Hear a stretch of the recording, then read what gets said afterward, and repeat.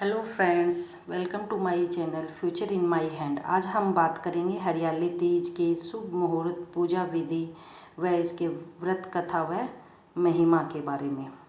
हरियाली तीज को सावन तीज, सिंदरा तीज, छोटी तीज, हरतालिका तीज व आखा तीज भी कहते हैं। हरियाली तीज पर भगवान शिव व माँ पार्वती का पूजन व व्रत करने से विवाहित स्त्री सौभाग्यवती रहती है व घर परिवार में सुख समृद्धि बनी रहती है। हरियाली तीज में देवी पार्वती व भगवान शिव को ही समर्पित है। हिंदू धर्म के अनुसार जब माँ पार्वती ने अपने भगवान शिव को पाने के लिए कठिन तप किया और भगवान शिव ने उनकी तपस्या से स्वीकार कर उन्हें पत्नी के रूप में स्वीकार किया था, वह श्रावण मास के शुक्ल पक्ष की तृतीया ही थी। हरियाली तीज तिथि व शुभ मुहूर्त। इस साल 2020 में हरियाली तीज का यह व्रत 23 जुलाई गुरुवार के दिन रखा जाएगा। यह तिथि शुरू होगी 22 जुलाई बुधवार सायंकाल 7:22 पर और समाप्त होगी 23 जुलाई गुरुवार सायंकाल 5:03 पर। कुंवारी लड़कियां मनोवांछित वर की प्राप्ति के लिए इस दिन व्रत रखकर माता पार्वती की पूजा करती हैं और भगवान शिव के आशीर्वाद से उनके विवाह की सभी बाधाएं दूर हो जाती हैं। आज मैं आपको हरियाली तीज की महिमा और उसकी कथा सुनाने जा रही हूँ। ऐसा कहा जाता है कि शिव जी ने पार्वती जी को उनके पूर्व जन्म का स्मरण कराने के लिए तीज की कथा सुनाई थी।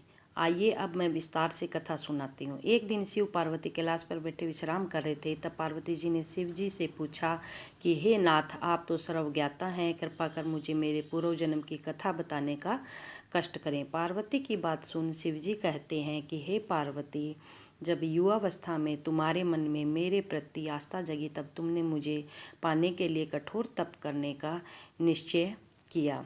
इसके उपरांत अपना घर बार सुख समृद्धि त्याग कर तुम हिमालय में चली आई और मुझे वर के रूप में पाने के लिए अन्न जल त्याग कर पत्ते खाए और सर्दी गर्मी बरसात में कष्ट सहते हुए घोर तप करना प्रारंभ किया। अपनी बेटी का हठ और कष्ट देखकर तुम्हारे पिता बहुत ही दुखी थे। एक दिन अचानक नारद जी तुम्हारे घर पर पधारे और कहा, नारायण नारायण महाराज, मैं विष्णु जी के कहने पर आपके पास आया हूँ। वह आपकी कन्या से प्रसन्न होकर उनसे विवाह करना चाहते हैं। क्या आपको उनका यह प्रस्ताव स्वीकार है?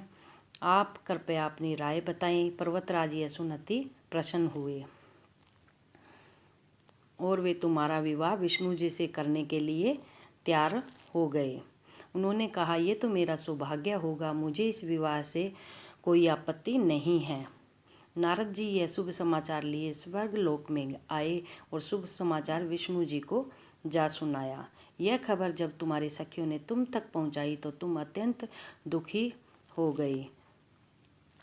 तुम्हारे मन में केवल शिव जी बसे हुए थे, अतः विष्णु जी के प्रस्ताव को तुमने ठुकराते हुए अपनी सहेली से अनुरोध किया कि हे सखी, मेरे मन में शिव जी का वास है, उस स्थान पर मैं किसी और को कैसे विराजित कर सकती हूँ। तुम्हारी सखी ने तुम्हें सहायता करने का वचन दिया। उसी की सहायता से तुम ऐसी गुफा में छुप गई जहाँ कोई भी तुम तक आसानी से नहीं पहुँच पाता। गुफा में जाने के बाद पुनः तुम तपस्या करने लगी। इधर तुम्हारे पिता पर्वतराज को अपनी पुत्री के न मिलने पर बहुत ही दुख हुआ। इसके साथ ही तुम्हारे पिता इस बात पर भी चिंतित थे कि यदि पुत्री न मिली तो विष्णु जी के समक्ष अपना मुख कैसे दिखाएंगे। यदि बारात लेकर विष्णु जी आ जाए तो कितनी लज्जा की बात होगी। पार्वती ने पूछा, स्वामी फिर क्या हुआ? शिव जी ने आगे पार्वती जी से कहा कि तुम्हारे पिता ने तुम्हारी खोज में धरती पाताल एक कर दिया, पर तुम कहीं पर भी नहीं मिली। तुम गुफा में अपने शुद्ध बुद्ध खोकर रेत से शिवलिंग बनाकर मेरी आराधना में लीन थी। तुम्हारी इस निष्ठा और लगन से किए गए तप को देखते हुए मुझसे और रहा नहीं गया।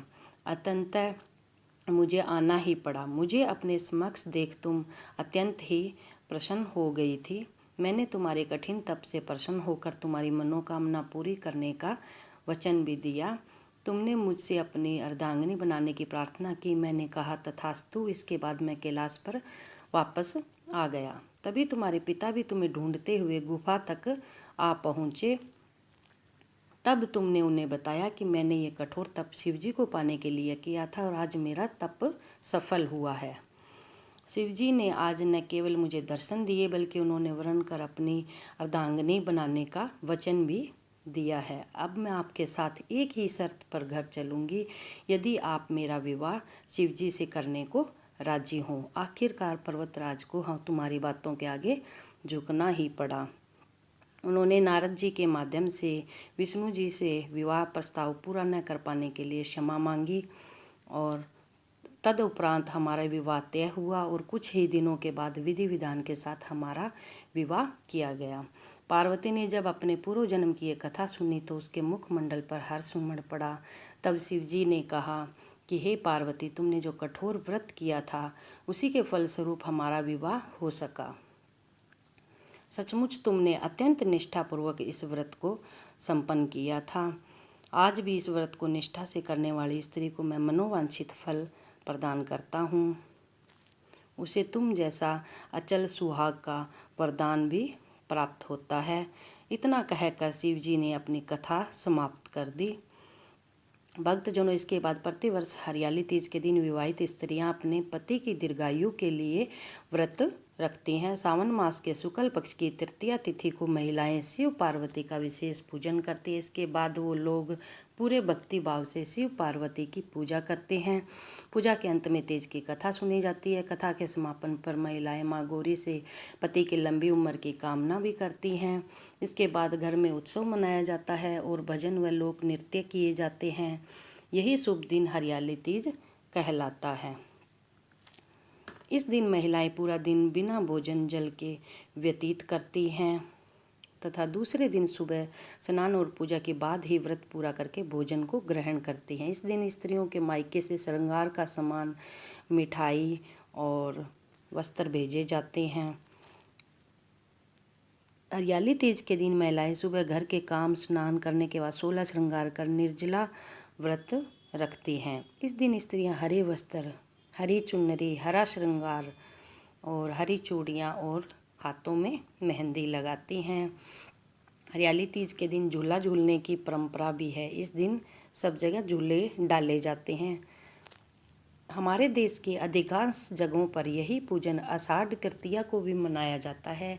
नाम अलग होने के बावजूद भी दोनों में पूजन एक जैसा होता है, अतः कथा भी एक जैसी है। हरियाली तीज पर कैसे करें पूजा, जाने पूरी विधि। हरियाली तीज के दिन सुबह उठकर स्नान करें, स्वच्छ वस्त्र धारण करें। उसके बाद भगवान के समक्ष मन में पूजा व्रत करने का संकल्प लें।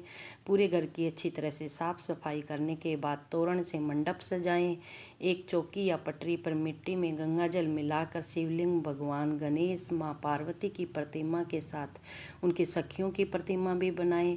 श्रृंगार का सामान माँ पार्वती को अर्पित करें। फिर प्रतिमाओं के सम्मुख आह्वान करें। माँ पार्वती, शिव जी और उनके साथ गणेश जी की पूजा करें। शिव जी को वस्त्र अर्पित करें और हरियाली तीज की कथा सुनें। उमा महेश्वर सायुज्य सिद्धे हरितालिका व्रत महम करिष्ये मंत्र का आप जाप भी कर सकती हैं। इससे भगवान शिव और माँ पार्वती प्रसन्न होते हैं। हरियाली तीज से जुड़ी परंपराएं। हरियाली तीज नई विवाहित लड़कियों के लिए बहुत खास होती है। लड़कियां अपनी पहली तीज पर मायके आती है। इस दिन नव विवाहित महिलाओं को ससुराल की तरफ से आभूषण, श्रृंगार, वस्त्र, मेहंदी और मिठाई दी जाती है। महिलाएं अपने हाथों में मेहंदी को खूबसूरत डिजाइन लगाती है। आलता, जो जिसको महावर कहा जाता है, को सुहाग का प्रतीक माना गया है। इस दिन महिलाएं अपने पैरों में आलता लगाती है। पूजा करने के बाद सुहागन स्त्री अपने घर को बड़े बुजुर्गों का आशीर्वाद लेती है। इस दिन सुहागी देने की भी परंपरा है। यह सुहागी किसी सुहागन स्त्री या सास को दी जाती है। हरियाली तीज का पौराणिक महत्व। हरियाली तीज पर शिव पार्वती जी की पूजा और व्रत किया जाता है। शिव पुराण के अनुसार इसी दिन भगवान शिव और देवी पार्वती का पुनर्मिलन हुआ था। यह व्रत उत्तर भारत में बड़ी धूमधाम से मनाया जाता है। तो फ्रेंड्स, इस वीडियो में मैंने आपको हरियाली तीज का शुभ मुहूर्त, पूजा विधि, कथा व इसका महत्व और इसकी महिमा के बारे में बताया है। अगर आपको ये वीडियो पसंद आया हो तो प्लीज़ इसे लाइक, सब्सक्राइब